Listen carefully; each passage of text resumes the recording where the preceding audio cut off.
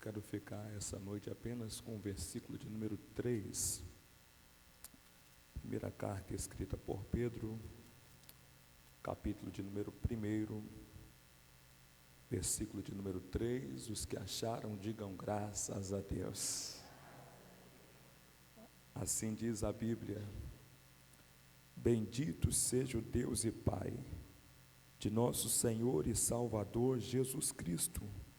Conforme a sua grande misericórdia, Ele nos regenerou para uma viva esperança, por meio da ressurreição de Jesus Cristo dentre os mortos. Pode tomar o seu assento, dar um pouquinho da sua atenção. Já a gente faz uma oração. Ouça bem, é fato que este é um escrito muito conhecido, a saber, quem está escrevendo aqui é um homem chamado Pedro.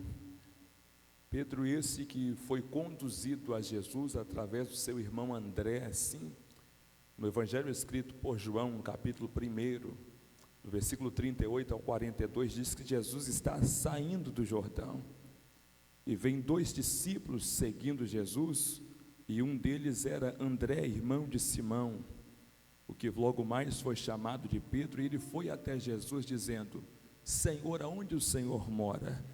E Jesus disse a André: vem e vê. Muito obrigado.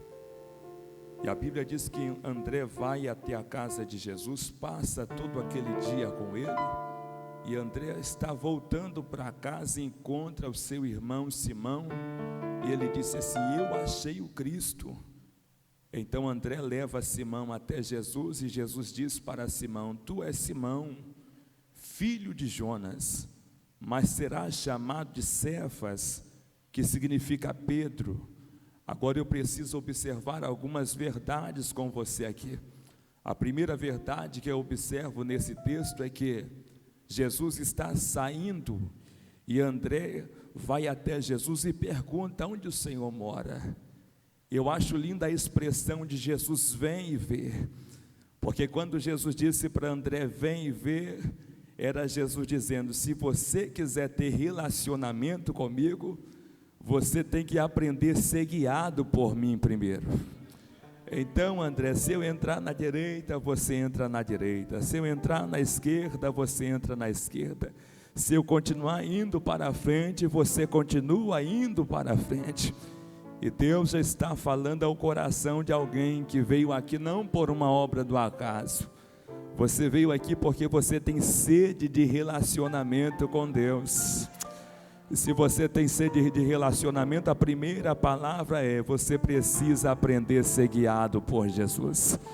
Perceba que André passa o dia inteiro com Jesus e depois ele está voltando para casa.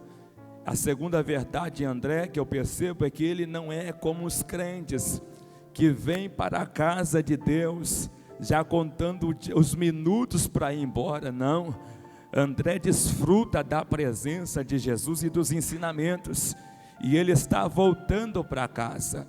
E quando ele volta para casa, a Bíblia nem chega a dizer que ele entrou, mas ele encontrou seu irmão Simão e falou para Simão sobre Jesus. E é interessante observar que Simão não resistiu, mas seguiu André até a casa de Jesus. A terceira verdade que eu enxergo aqui é que André só teve capacidade de guiar seu irmão até Jesus porque primeiro ele foi guiado por Jesus. E tem alguém que quer guiar outra pessoa a Cristo, mas não quer ser guiado por Cristo. E é Jesus falando mais uma vez na minha boca: se você quiser andar comigo, você tem que aprender a ser guiado por mim. Perceba que a Bíblia diz que então André leva o seu irmão até a casa de Jesus. A quarta verdade que eu enxergo aqui é que se André voltou para casa dizendo para o seu irmão: eu encontrei o Cristo, significa que Simão não estava no culto na beira do Jordão, apenas André. Eu estou pregando para alguém aqui que veio no culto, mas deixou alguém em casa. E eu quero profetizar debaixo da graça e da autoridade do Espírito, que esse tempo que você está investindo aqui não é em vão. Esse tempo que você está investindo aqui é Deus te capacitando, porque você vai voltar para casa.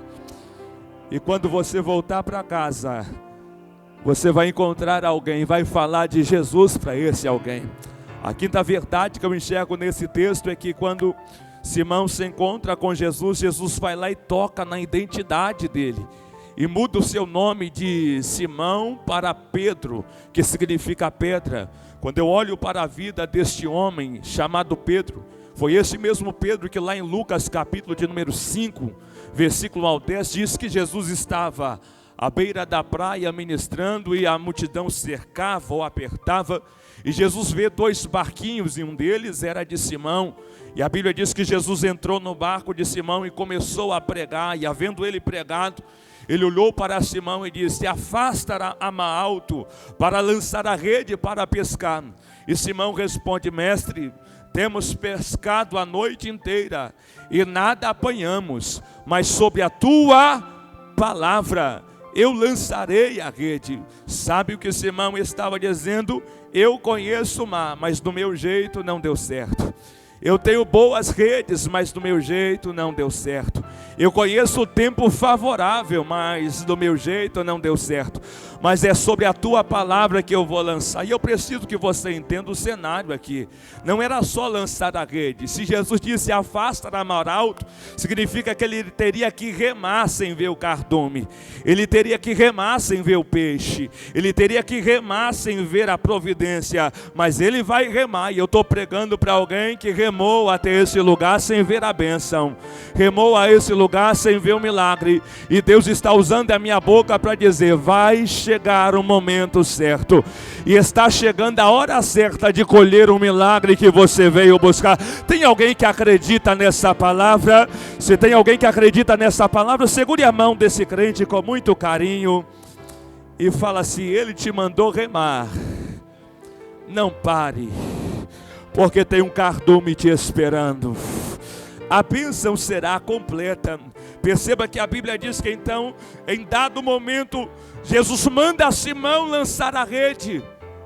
E quando Simão lança, a Bíblia diz que quase a rede se rompeu de tanto peixe. E um dia, na intenção de compreender melhor essa palavra, eu acompanhei um pescador que estava a lançar a rede. E eu estava com ele, e de repente ele lançou a rede e ele começou a dizer: tem peixe. E eu perguntei para ele: como é que você sabe que tem peixe, se você nem puxou a rede por completo ainda? E ele disse: eu não estou vendo, mas estou sentindo os peixes batendo na rede. O que Deus está dizendo na minha boca é: haverá sinais. Haverá sinais de que a bênção está chegando. Oh, glória a Deus. Eu quero liberar essa palavra profética. Meu coração está ardendo.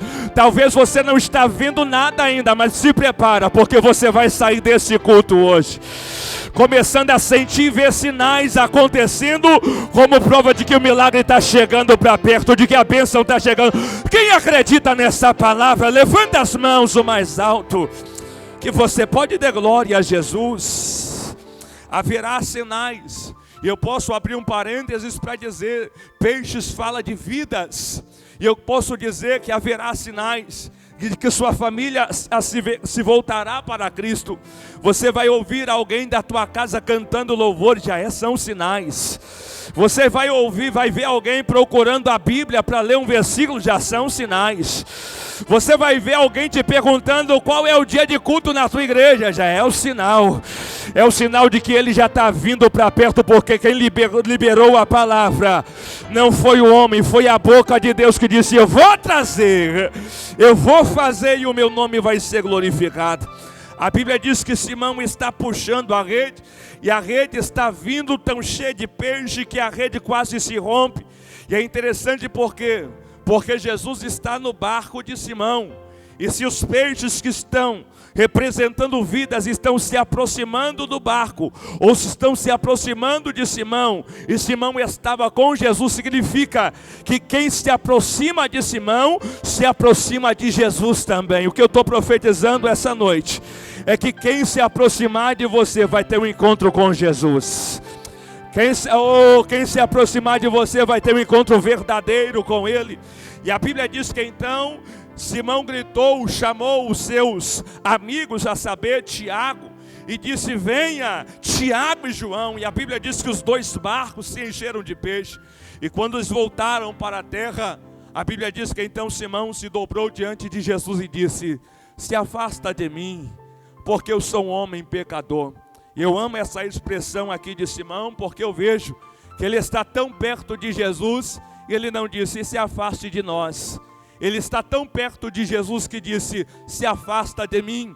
Porque quanto mais perto de Jesus a gente está, menos visão do outro nós teremos, menos visão do pecado do outro nós teremos. Quando eu vejo alguém focando muito nos pecados alheios, eu logo entendo que está muito distante de Deus. Você lembra lá de Isaías capítulo de número 6, quando Isaías se depara com a glória e a majestade de Deus, ele não disse ai de nós, ele disse ai de mim que vou perecendo. A Bíblia diz então que Jesus olhou para Simão e disse: não temas, porque a partir de hoje eu te faço um pescador de homens. E é verdade, irmãos, que se eu chegar para alguém aqui e dizer: a partir de hoje a história vai mudar, a partir de hoje o cenário vai mudar, todo mundo vai sair daqui dizendo: amanhã vai ser um dia extraordinário, amanhã vai ser o melhor dia da minha vida.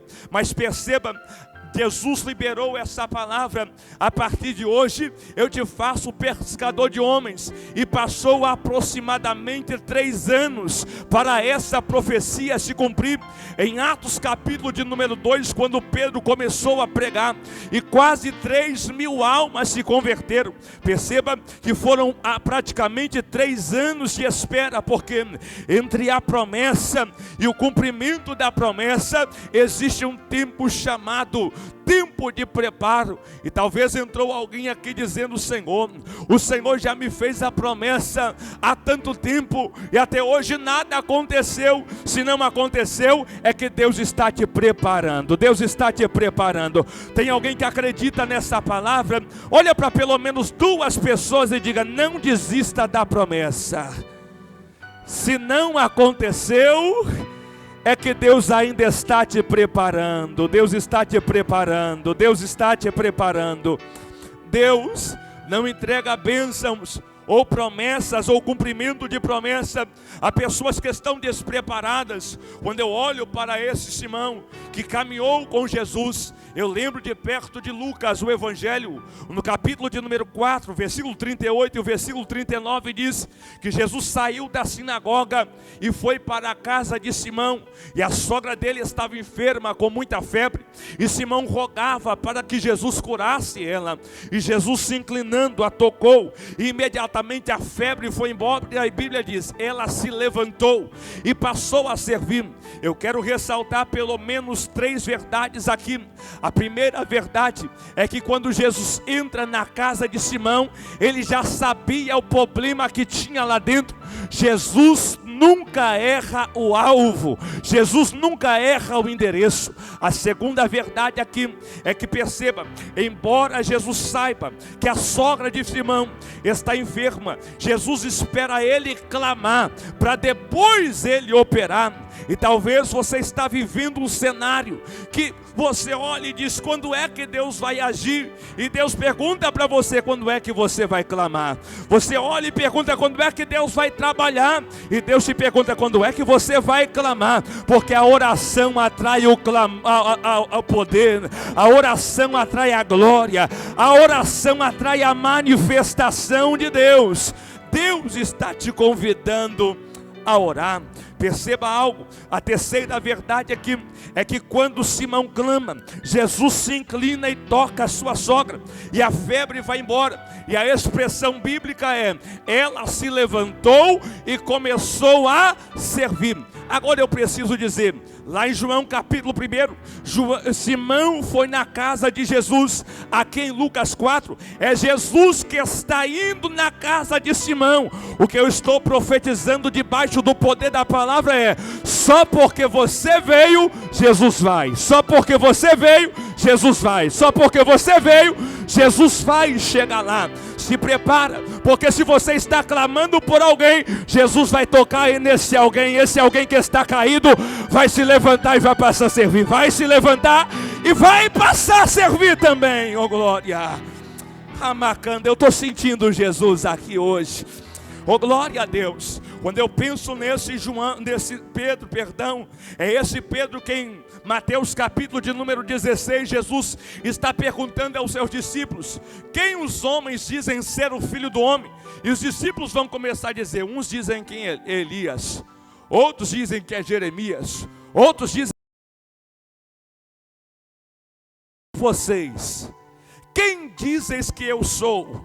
Olha só que coisa interessante. Quando eu penso nesse texto, eu posso imaginar, quem sabe Jesus estava se perguntando, e ardia no coração de Jesus uma pergunta. Aquilo que os discípulos disseram em Mateus 8, versículo 27, depois que Jesus acalmou a tempestade, os discípulos disseram: quem é esse? Que até o vento e o mar lhe obedecem. Quem sabe essa pergunta dos discípulos ardia no coração de Jesus, e Jesus queria saber se eles já haviam descoberto. E aí quando Jesus pergunta: e vocês, quem dizem que eu sou? O que Jesus estava dizendo é: vocês que já provaram dos milagres, vocês que assentam na minha mesa, vocês que caminham comigo, vocês que vivem comigo, quem vocês estão dizendo que eu sou? E aí Pedro vai se pôr de pé e vai dizer: tu és o Cristo, o Filho do Deus vivo. Jesus olhou para ele e disse: não foi carne nem sangue, mas foi o Espírito que te revelou. Digo, pois, que tu és Pedro, e sobre esta pedra eu edificarei a minha igreja, e a porta do inferno não vai prevalecer contra ela.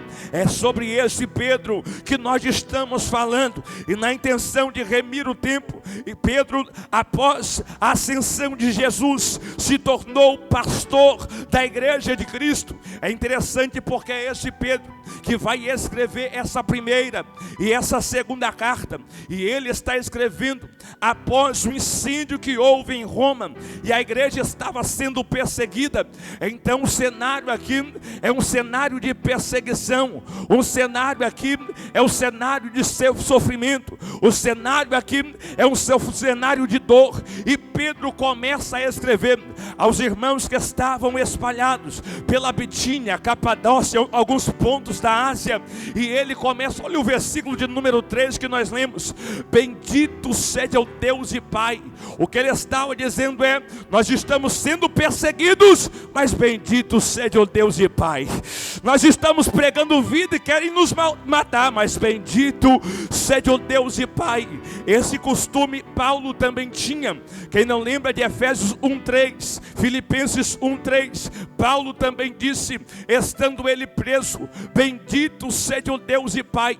Eu amo a expressão de Paulo aos Filipenses, porque quando Paulo escreve a carta aos Filipenses, ele está dentro de uma prisão romana, e os irmãos de Filipos mandou um homem chamado Epafrodito, um irmão chamado Epafrodito, até Paulo para suprir as suas necessidades. E quando nós olhamos para as variações do significado de Epafrodito, uma delas é o amado. Então Paulo está na prisão, mas o amado está com ele, e ele começa a dizer: bendito seja o Deus e Pai. Sabe por que você já passou por tanta prova e não parou? Sabe por que você já pensou em abandonar a cruz e não abandonou? É porque muita gente te abandona, mas em todo o tempo o amado não te deixa e não te desampara. Quem pode adorar o amado essa noite? Segure a mão desse crente que está do seu lado, segure a mão dele, segure a mão dela e fala: você não vai parar. Fala com mais força: você não vai retroceder, porque o homem pode te deixar, mas o amado não te deixa, não te abandona e nem te desampara. Não te deixa, não te abandona, nem te desampara. O amado está conosco. Aleluia. Perceba que Pedro, ele começa escrevendo dizendo: bendito seja o Deus e Pai de nosso Senhor e Salvador Jesus Cristo, que conforme a sua misericórdia nos regenerou para uma viva esperança. Está falando da ação de Cristo ao regenerar o homem. E a Bíblia diz, Paulo escreveu a segunda carta aos Coríntios, no capítulo 5, no versículo 17, ele disse: de forma que se alguém está em Cristo, nova criatura é. As coisas velhas se passaram e tudo se fez novo. Sabe qual é a ira do diabo? E sabe qual é a ira de alguém que deseja o seu mal? É que ele olha para o seu presente e diz: não é o mesmo que pecava, não é o mesmo que falhava, não é o mesmo que errava. Deus já nos regenerou. Para quê? Para uma viva esperança. O que significa esperança? Esperança significa expectativa favorável em algo que ainda acontecerá. Qual é a esperança da igreja? Eu lembro de Paulo escrevendo 1 Tessalonicenses, capítulo 4, versículo 17: o mesmo Senhor descerá, ele não desceu, ele descerá do céu com alarido, com voz de arcanjo, com a trombeta de Deus, e os que morreram ressuscitará, e nós que estamos vivos seremos transformados em um corpo glorioso. Qual é a viva esperança da igreja? Aquilo que vem sendo cantado desde o início do culto: é se encontrar com Ele, é se encontrar com Ele. E eu preciso dizer que a igreja que tem essa viva esperança carrega algumas marcas. E quais são as marcas da igreja que possui essa viva esperança ou essa viva expectativa? Eu lembro, Apocalipse 3:11 diz: eis que cedo venho, guarda o que tens, para que ninguém tome a sua coroa. E o que é que a igreja que tem uma viva esperança guarda e guardava? Apocalipse 3, versículo 7 e 8: assim diz o santo, assim diz o verdadeiro, aquele que tem a chave de Davi na sua mão, que abre e ninguém fecha, que fecha e ninguém abre. Eis que eu ponho diante de vós uma porta aberta, que ninguém pode fechar, porque tendo pouca força, guardaste a minha palavra e não negaste o meu nome. Apocalipse capítulo 22, versículo 7 diz: eis que cedo venho, bem-aventurado aqueles que guardam a palavra dessa profecia. Eu preciso dizer, a igreja que tem uma viva esperança ainda guarda a palavra, ama a palavra, respira a palavra de Deus. A palavra de Deus, ela é tão maravilhosa que eu lembro de Isaías, no capítulo 40, no verso 8: seca-se as ervas, caem as flores, mas a palavra do Senhor, ela dura para sempre. O mesmo Pedro escreveu, capítulo 1, versículo 21, 25 da carta, ele disse: mas a palavra do Senhor, ela dura para sempre. O salmista escreveu o Salmo 119, e na estrofe 9 ele disse: como purificará o jovem o seu caminho, observando a palavra do Senhor. No versículo 11 ele disse: guardei a tua palavra no meu coração, para eu não pecar contra ti. No verso 100 ele disse: eu sou mais prudente do que os velhos, porque eu guardo a tua palavra, Senhor. No versículo 105 ele disse: lâmpada para os meus pés e luz para os meus caminhos são as tuas palavras, Senhor. Eu lembro de um professor árabe por nome Agu, escrevendo Provérbios capítulo 30, versículo 5, ele disse: toda palavra de Deus é pura, e o Senhor é um escudo para aqueles que nele confiam. Eu lembro também, e lembro de perto de Jesus, em Mateus capítulo 4, versículo 4: não só de pão viverá o homem, mas de toda palavra que sai da boca de Deus. Eu lembro do mesmo Jesus ensinando em João 8, versículo 31, o evangelho, e ele disse: aqueles que obedecem as minhas palavras serão meus verdadeiros discípulos. Versículo de número 47 do capítulo 8, ele disse: mas quem é de Deus ouve a palavra de Deus. O evangelho escrito por João, no capítulo 17, versículo 17, disse Jesus: santifica-os na verdade, a tua palavra é verdade. Isso me faz lembrar que há algum tempo atrás eu recebi um convite de um certo irmão, e ele falando comigo pelo celular dizia comigo: Felipe, nós queremos muito que você venha aqui, mas aqui a gente é muito do movimento, a gente gosta do movimento, então não se preocupe em falar muito da Bíblia não, se você fizer o movimento tá tudo legal. E eu disse: varão, eu não posso ir na sua igreja, porque tudo que eu sei pregar é a palavra de Deus, é a palavra. A igreja, ela anda na palavra, caminha na palavra. Deixa eu perguntar, quantos amam a palavra? Se você ama de verdade, eu vou te dar 1 minuto para você levantar as mãos ao céu. O mais alto que você pode, você glorificar pela palavra, a palavra que vivifica, a palavra que regenera, a palavra que levanta o caído, a palavra que cura o enfermo, a palavra que enche o vazio, a palavra que acende o apagado. A palavra. A igreja que possui uma viva esperança, ela tem algumas marcas. E qual é a segunda marca dessa igreja que tem a viva esperança? Eu lembro de perto de Apocalipse, capítulo 22, versículo 12. Ele disse: eis que presto venho, e o meu galardão está comigo, para dar a cada um segundo as suas obras. Eu posso afirmar que a igreja do arrebatamento é uma igreja que está em exercício. É por isso que Paulo escreveu Efésios capítulo 5, versículo 14, e ele disse: desperta tu que dormes, levanta-te dentre os mortos, e Cristo te esclarecerá. O que Paulo estava dizendo é: se vocês já receberam vida, então por que vocês se comportam como mortos? Então se levante, porque Jesus já te deu vida.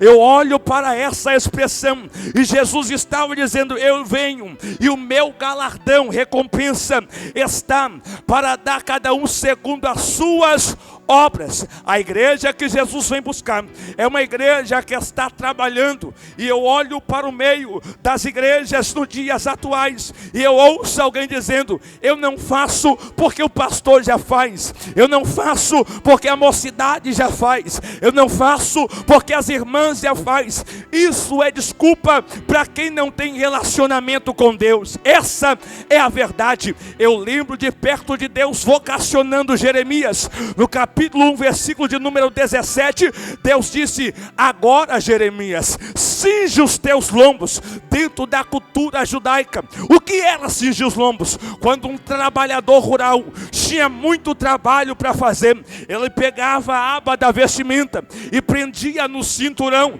a ponto de qualquer um que passava por ele pensava e dizia: nem mexe com ele, porque ele tem muito trabalho para fazer.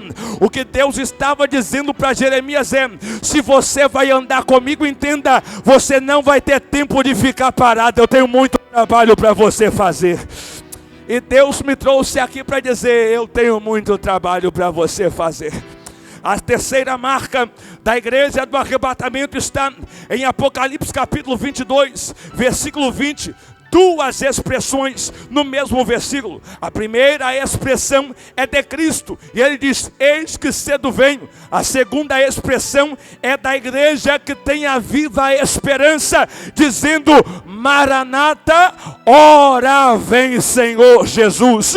Que marca é essa? A igreja que anda na terra sabendo: o meu lugar não é aqui, o meu lugar é o céu. Eu preciso dizer com muita propriedade: tem gente que diz que ama o céu, mas se esquece dessa realidade, que Cristo voltará. E a igreja não espera Jesus para amanhã, a igreja não espera Jesus para a semana que vem, a igreja não espera Jesus para o ano que vem, a igreja espera Jesus para hoje.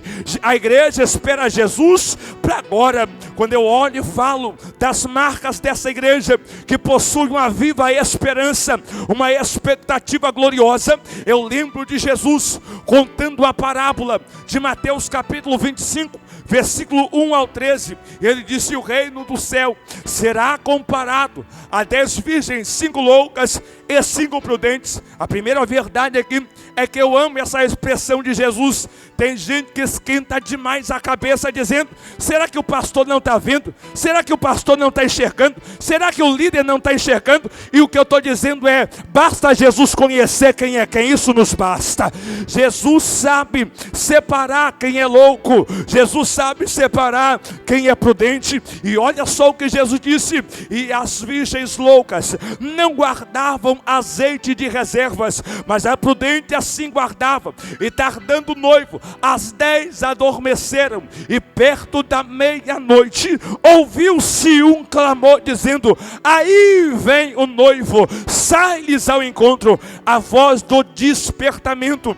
O mesmo Paulo, escrevendo a carta aos Romanos, no capítulo de número 11, no versículo 12 e no versículo 13, ele disse: conhecendo o tempo, que é hora de despertarmos do sono, porque agora a nossa salvação está mais perto do que quando nós aceitamos a fé.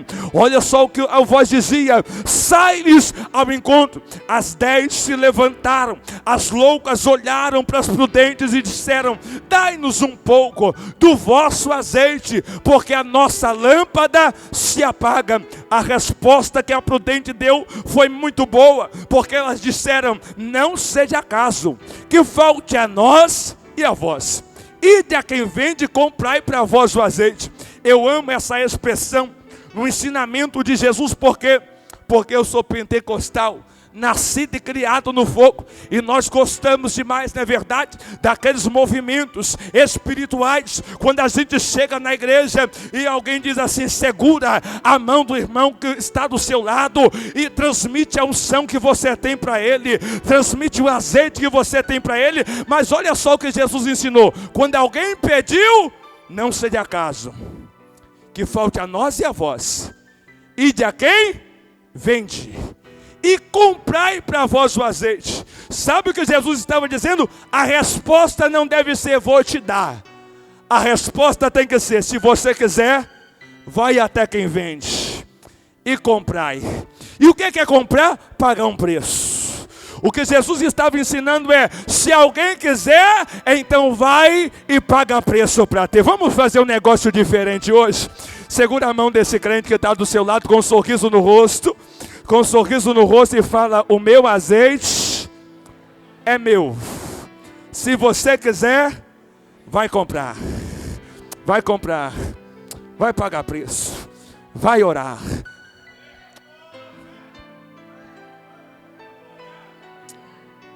Qual é a marca dessa igreja? Ela guardou o azeite. A Bíblia diz que as loucas saíram, e as que estavam preparadas entraram para as bodas. E olha só que coisa interessante é o final da parábola, porque a Bíblia diz que elas voltaram e bateram na porta dizendo: abre-nos a porta, Senhor. Sabe o que é interessante aqui? É que nós vemos ela saindo para comprar, mas não vemos ela voltando com azeite, porque o tempo de pagar preço não é depois que ele voltar. O tempo de pagar preço é hoje. O tempo de pagar preço é agora. E eu tenho uma boa palavra para a igreja essa noite. Aquele que fornece o azeite está entre nós. Aquele que fornece o azeite está entre nós. Se você crê de verdade que Ele está entre nós, segura a mão desse crente, coloca ele de pé, que nós já iremos orar. Nós já iremos orar, nós já iremos orar.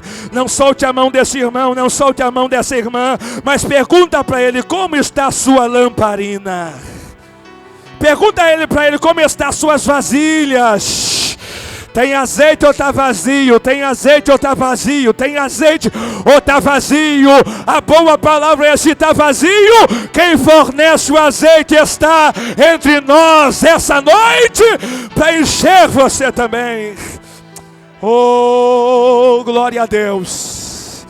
Eu quero que você, segurando a mão desse irmão, feche os seus olhos, feche os seus olhos. A irmã Paula vai louvar. Enquanto ela vai louvar, você vai falar com Deus. Eu preciso falar uma verdade. Nós podemos enganar o irmão que está do nosso lado. Nós podemos enganar a nossa liderança, mas nós não conseguimos enganar Jesus. Ele sabe olhar para dentro de nós e ver se estamos cheios ou se estamos vazios, se estamos apagados ou se estamos acesos. E a pergunta de Jesus essa noite é: e aí, o que é que você vai fazer com o seu estado?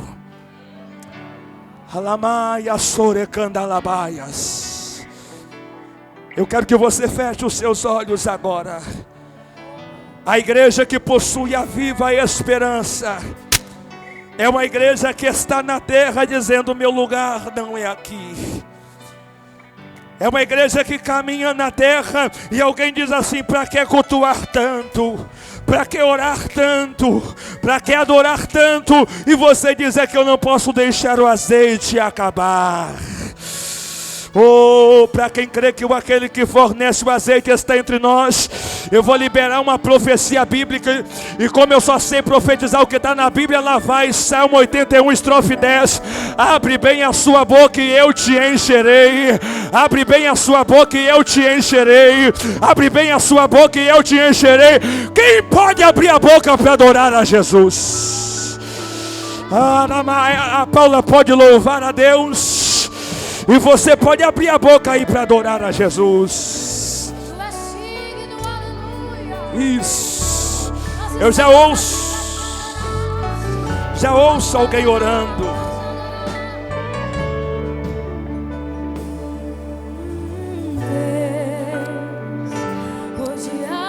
Fala com ele aí hoje.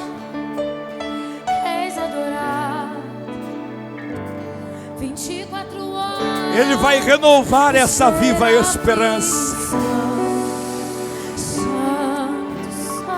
Enquanto a igreja vai orando, ele vai tomando propriedade. Adore a ele, adore. E eu, o homem tão falho. Oh, glória a Jesus.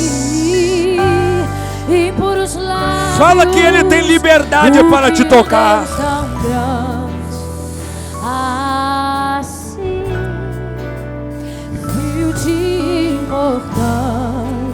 Fala com ele, abre o teu coração aí agora.